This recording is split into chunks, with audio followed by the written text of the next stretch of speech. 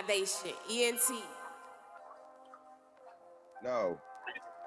All right. So basically, the topic of discussion was, and I quote, "Is music the best vaccine to fight the disease of racism?" You know, that's basically the premise of the conversation, and you know, everything revolves around that. So, with that being said, I'm gonna send it out to California to my man Scrappy. Hey, yo, Scrap, just give us a quick update, you know, as far as what's going on out there, and we'll let you get back to work. No doubt, no doubt. First of all, I just wanted to say, you know, shout out and peace out to everybody that's on the panel. Peace. Everybody you connected to, your family's friends, your friends' family, everybody connected throughout, the ancestors, everyone. And, you know, shout out and prayers out to Godfather X. Not a lot of eye contact because I'm driving, so y'all got to excuse me. But now out here, the main thing that we focusing on right now is just the hanging death of these brothers. You had a brother named Robert Fuller who was hung, who supposedly hung himself a couple Wednesdays ago. His brother just last Wednesday was killed in a shootout with the same sheriff's department who governs the area that he was killed in. Apparently he was questioning a woman about the details of his brother's supposed suicide, and then he was gunned down and killed in a subsequent shootout. The other brother who was who hung himself out in Victorville, and please forgive me because his name escapes me, and I truly do apologize out of respect for him. But his family supposedly deemed his suicide a true suicide because they found some footage from a building that was adjacent to where he did it. But the man was homeless, living in a homeless encampment, as they say. So the fact that family just all of a sudden come out of nowhere and they confirming that it is suicide, they've not shown one family member, anybody. So I'm not saying that we still yet to see if they just trying to throw something out to quell the demand for investigations, or if there's really a situation where two brothers happen to hang themselves from trees just 2 weeks apart. And I heard this going on all throughout the country, so it's something to definitely look in. Because if it's a situation where they've silently started a little war, then we need to obviously take our positions so that we can make sure that brothers and sisters ain't putting themselves in harm's way. But anyway, that's the main thing we focusing on out here. All the rest of the protests and all that, and the marches, you know, there's two contingents of people out here. There's those that are with it and, you know, think that that's getting something done.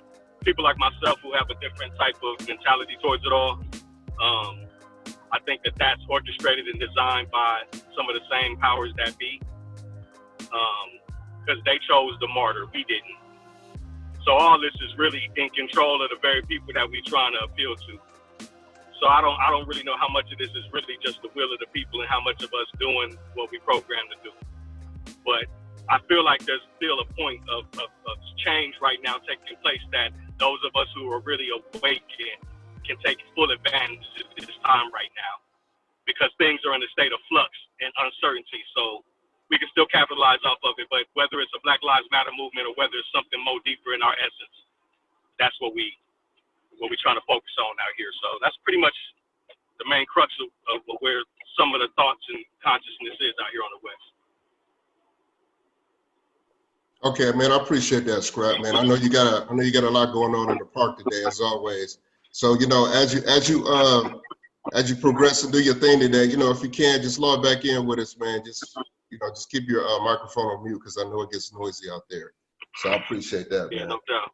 And I appreciate y'all too. Yeah, man, be safe. You know what I mean? There's a lot going on, and we all gotta, you know, practice precautions right about now. You know, and I advise everybody. Yeah, go ahead. Now, I was gonna say, if anybody just wanted to leave a quick moment for anybody that had any questions or any comments or any insight or information that I don't have about anything that was mentioned just now, I just wanted to leave it open for anybody to address anything. or whatever. Okay. All right. Well, yeah, just hang out with us for a minute. I'm sure people got a couple questions or whatever. But hey, All right. I'm gonna keep it moving. Like I said, I don't want to be on, on here too late today because I know everybody has family things that they want to do. Yeah, no doubt. But we do have some first timers. We got some special guests with us. Apex was glad. I mean, he was kind enough to bring his son in the room with us. So I want to introduce Khalik. I also want to introduce a good friend of his, Tony Douglas. I'm sorry. Tony, go ahead and unmute your mic real quick. Tell us a little bit about yourself and who you are and your experience. And then Khalik, I want you to follow up behind her. Okay. My name is Tony. I come from a background of working in juvenile justice, from working in a youth development center to adolescent substance abuse counseling. Then I became a probation officer, and now I'm a teacher. So it just seems like everything has come full circle. I work with special education, so students that have learning disabilities, and that's about it. I mean, I've seen a lot. Where you located at? Like, what part of the country are you in? Oh, I'm in North Carolina. I'm in Pinehurst, which is probably about 30 to 45 minutes from Fayetteville. Mm-hmm. Okay. So what's the vibe out there right now, as far as the climate, as far as the community? It's been really quiet, honestly. They've had 2 protests, and that's about it. I'm not really hearing much about what's going on in the community, but it's quiet here for now. We'll see what's gonna happen next. All right. Well, hey, thank you for hanging out with us. I'm sure you got a lot of information you're gonna bring to the room today. So thank you once again. Thank you. All right. Hey, Khalik, man, just from a young person's perspective, like what's your insight right now? What's going on right now out here? Same thing down here, protesting, riots, looting. Okay. I hope you haven't been involved in any of that stuff. What city you in? Stay indoors most of the time. Okay. What city you in? Fayetteville. Fayetteville. All right. You know what? I'm gonna take it up north real quick. We got Lord down there. Lord, if you can unmute your mic, tell everybody a little bit about you, where you from, and what's going on in your community. Nothing major. I'm from Ohio by way of Los Angeles, in California. Up here in Toledo right now. Ain't too much to say on my end. I'm just here to interject and shine some new perspective. The most, I guess they could say, the most known unknown. So we're gonna just leave it at that. Anything anybody want to know, I'll answer that. You know. All right, thanks for hanging out with us, man. Appreciate that. I know you got a lot of good information coming too, so I'm looking forward to it. For sure. All right, so I'm gonna take it back out west real quick, and we'll take it back east. Hey, Son Brown, you there?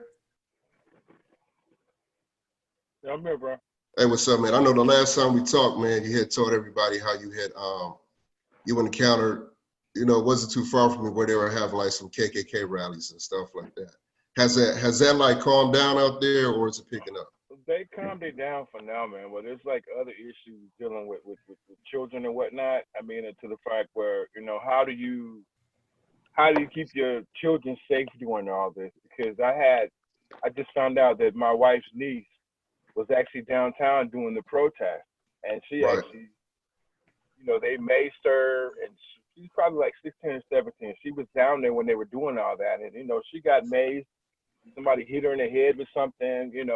There was other stuff that was going on around them. And if you're in the wrong place at the wrong time, you're gonna get caught up. But how do you keep your children safe during a time like this? I mean, you just gotta love them and stay with them, bro. I mean, it's a whole lot. I think you gotta be honest, man, and just communicate and talk to your kids, and really break it down to them and let them know the history of things, and just give them some direction, because they don't, they're scared, they're young, they just seeing things on TV. I know a lot of adults are shook by this. You know what I'm saying? You don't know who to trust, you don't know where to go, you're scared to call the police for anything, especially people in our community, you know what I mean? And, you're scared to go to the grocery store because you still got a mask up. You know, it's still a lot going on out here. Yeah. You know what I'm saying? But I appreciate you for being here today. Thank you as always. You know what I'm saying? Hey, Galaxy Grand Prime, you down there? Where you go? Because this brother, we got a couple people in here that are in the medical field. Hey, what's up, man? I know that you and Duce are up there and y'all in the medical field right now, man. What's going on at your job right now? Has any other protocols been set in place as far as safety? Well, you know, right now I told you I'm on FMLA from the hospital because they tried to give me the corona and they ain't even want to test me for it when I asked for a test. So, you know, I got a little hot under the collar about that. So, you know, I run my jewels on them. I'm on FMLA until August 1st. But at the nursing home where I work at, assisted living facility, as soon as this joint jumped off, they locked the facility down. Like, you know, can't come in there if you ain't working there or in some kind of health care form. You're not coming in. Yeah, we know you love your folks, but you know, you can't come in. Yeah, and it's been like that since. So, you know, we've been free from it at that facility. Thank God. You know what I'm saying? Hopefully it stays that way. Okay. Well, yeah, stay safe, bro. I'm glad you're with us today as always. Hey, Duce. Now in Atlanta, they every other corner in Atlanta, right? They have free testing stations for COVID-19. And you heard what Divine just said. They didn't even want to administer him a test at his job when he found out that he was exposed. Like, does that make any sense? Like, would that happen at your place of employment? How did they do it? Same place. Well, That's crazy. Yeah, it's crazy. It makes sense and it doesn't make sense. Let me expound on that. Can y'all hear me? Yeah, we got you loud and clear. Okay. It makes sense in the way that you've been exposed, so the clock starts ticking once you've been exposed. Okay, once you say, okay, I've been exposed, you raise your hand, clock ticks, then you're on like a 14 to 21 day quarantine, meaning don't come back here. We'll check with you in 14 days. If you don't have, symptoms, if you don't have symptoms of the virus, then in 21 days you're going to be automatically cleared. So just a test, you know, and this is what needs to be cleared up.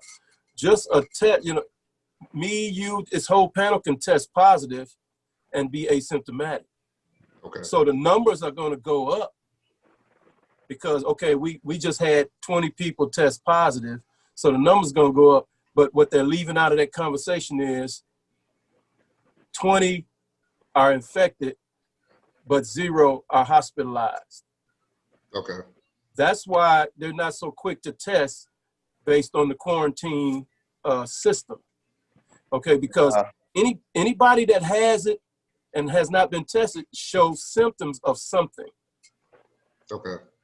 So you understand, you know, it's all about, you know, instead of fear mongering, it's all about understanding what being positive is versus being symptomatic. Okay, being symptomatic it means you are showing. Hold up, Sam. I'm sorry. You're showing signs of the virus, meaning runny nose, temperature, tightness in chest. All of, you know, those are the classic symptoms. And myself, and being a hospital worker, I have pre-existing conditions that would be vulnerable to this virus. So that's what we're looking at. That's why we're looking at a lot of the youth that don't have the pre-existing conditions that this virus attacks. Diabetes, heart disease, COPD, respiratory, some type of respiratory ailment. So it's all about us understanding. It's not about whether you test positive or not. Like I said, 20 of us could be positive right now and be asymptomatic. Right. We may be, how would you say, we may be dangerous to somebody that's symptomatic. Understandable. So yes, they will test a symptomatic person and hospitalize them. Now that just, you know, because I just got a quick question about that. Now, as far as the incubation period or the quarantine period, I should say, I mean, 14 to 21 days. So that means that the virus is gone from you, like it's died off, or It means you're not Just- contagious. It means you're not But contagious. you, You but just you can have it. still spread it. But you can still spread it after the quarantine. No, it means you're not contagious. It means you Not have contagious. the right. See, that's You the have the difference. antibody. So you develop antibodies within that time frame. That's what you're saying. Absolutely. All right. If you don't get sick, if you don't become symptomatic, Gotcha. that's the time period. If you don't become symptomatic, then you're a carrier, but you ain't. It's like, I touch, tag you're it, doesn't work. Okay. Sneeze doesn't work, but they scaring people into believing that. So you Okay. just got to be a little more educated on how this is transmitted. Okay. So yes, the mask and gloves and hand washing is essential to a systematic person. Right. How would you know that though, right? You don't know until you get sick.